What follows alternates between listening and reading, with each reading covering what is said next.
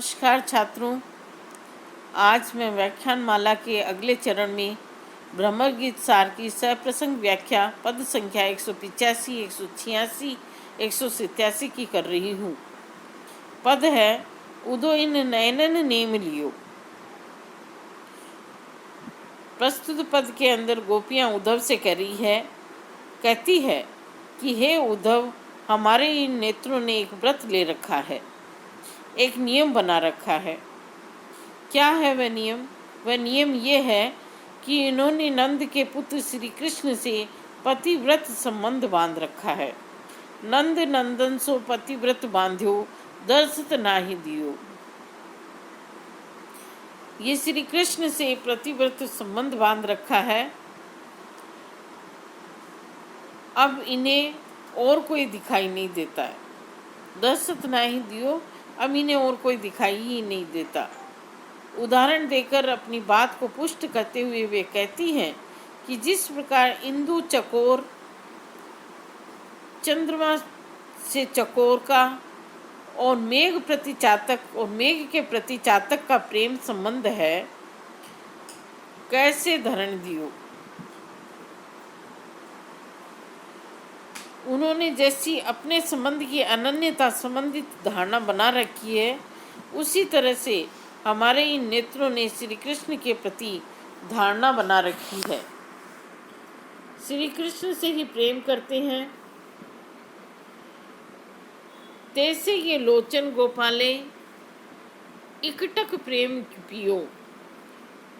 श्री कृष्ण से ही प्रेम करते हैं और टकटकी लगाकर उनके ही रूप का पान करते रहते हैं। टकटकी लगातार टकटकी लगा के वे उनके ही रूप का पान करते रहते हैं। ज्ञान कुसुम ले आए उधो, चपल न उचित कियो। हे उद्धव, आप ज्ञान रूपी पुष्प लेकर आए हैं। आप हमारे लिए ज्ञान रूपी पुष्प ले आए हो, ये आपकी चपलता रही। आपने ये कार्य उचित नहीं किया। चपल न उचित कियो, आपने ये कार्य उचित नहीं किया। हरिमुख कमल अमीय रस सूरज, चाहत वही लियो। सूरदास जी कहते हैं कि गोपियां उद्धव से कहती है कि श्री कृष्ण के मुख रूपी कमल के अमृत रस का पान करने वाले हमारे नेत्र उसी हरिमुख को चाहते हैं। आपका ये ज्ञान कुसुम हमारे लिए व्यर्थ है। भाव ये है कि हमारी दृष्टि श्री कृष्ण की ओर ही लगी हुई है, हमें वे ही अच्छे लगते हैं। अतः हमारे सम्मुख ज्ञान मार्ग के उपदेश देने की आपकी बात व्यर्थ ही है। प्रस्तुत पद के अंदर हरिमुख कमल और ज्ञान कुसुम आदि में रूपक अलंकार है। तीसरी और चौथी पंक्ति इंदु चकोर मेघ प्रति चातक जैसे धर्म लियो। इसमें इंदु चकोर प्रेम पियो में उपमा अलंकार है और प्रेम पियो में अनुप्रास अलंकार भी है। इस प्रकार इस पद के अंदर गोपियाँ उद्धव के ज्ञान मार्ग के उपदेश का निराकरण करने के लिए अनेक युक्तियाँ देती हैं। प्रस्तुत पद में वे कहती हैं कि हम क्या करें, हमारे नेत्रों ने ही कुछ ऐसा व्रत ले रखा है जिसके कारण आपका उपदेश देना व्यर्थ है। इस प्रस्तुत पद के अंदर निर्गुण ज्ञान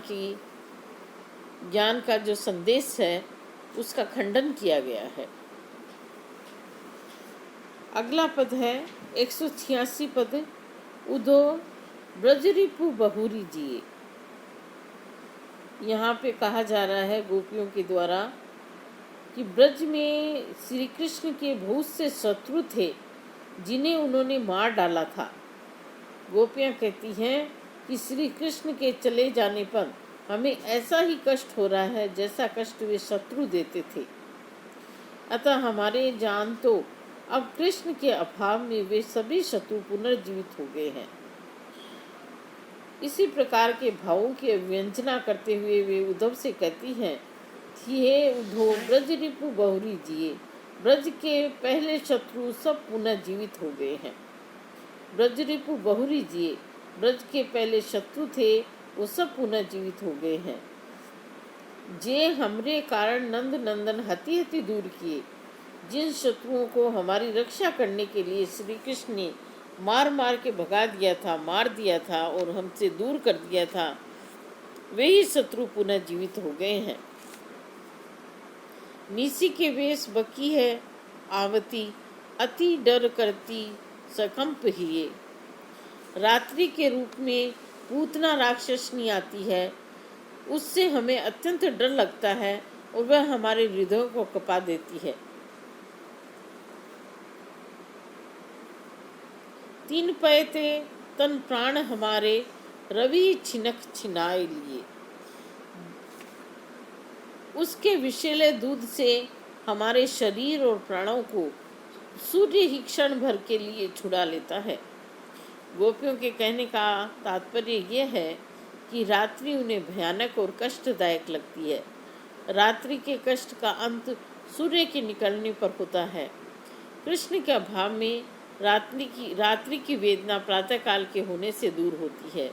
यह भाव है। वन वृकरूप घासुर समगृह कितु तो न बीते सकिए।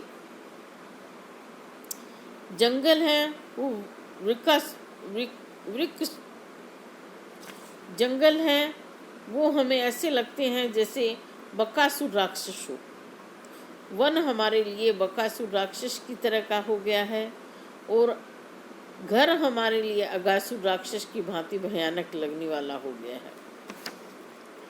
कोटि की काली सम कालिंदी, और कालिंदी हमें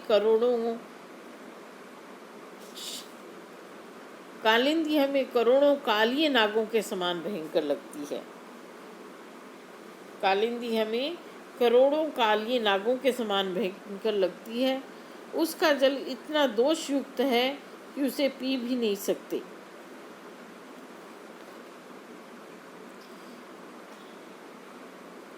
कोटि काली सम कालिंदी, दोषन सलीन न जात पिए।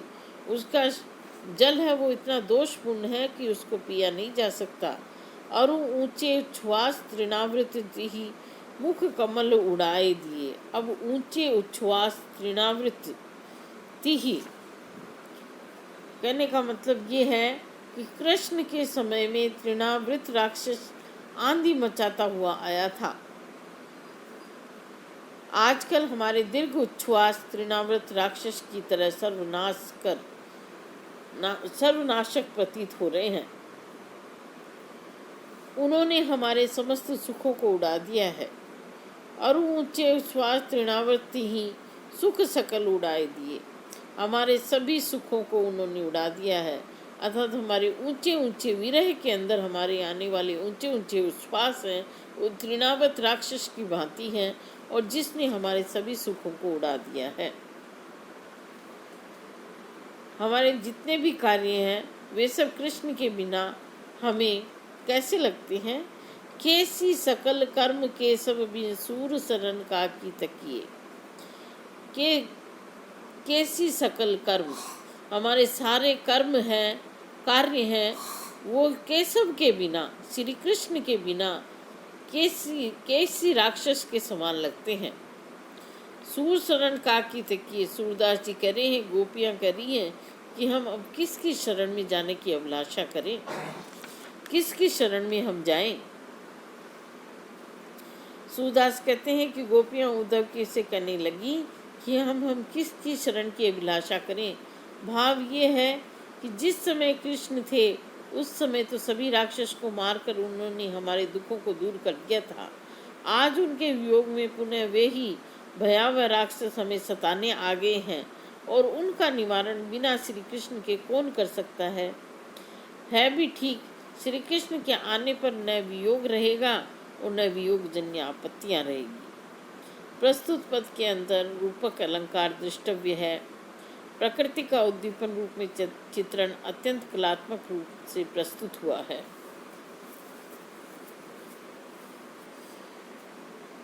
नेक्स्ट पद है 187। उधो कहिए काही सुनाए।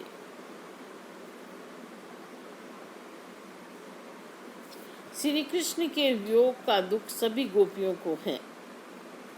वे अपने दुख को किसी को सुनाए तो किसे सुनाए। तो वो कह रही हैं, गोपियां कह रही हैं कि हे उद्धव, आप ही बतलाइए कि हम अपने दुख को किसे सुनाएं, कि श्री कृष्ण के बिछुड़ने के पश्चात जितने विरह के घाव हमने सहन किए हैं उन्हें हम किसी के आगे वर्णन नहीं कर सकती हैं। हरि बिछुरत श्री कृष्ण से विलग होने पर, बिछुड़ जाने पर जेती सैयत हमने सहन किए हैं इते विरह के घाव। विरह के जितने घाव हमने सहन किए हैं उसका वर्णन नहीं किया जा सकता। अरु माधव मधुबन ही रहते कत जसुता के जाए। हम तो ये कहना चाहेंगे कि श्री कृष्ण प्रारंभ से ही मथुरा में ही रहते। अरु माधव मधुबन ही रहते, श्री कृष्ण प्रारंभ से मथुरा ही रहते। कत जसुदा के जाए, वे यशोदा की यहाँ क्यों पैदा हुए।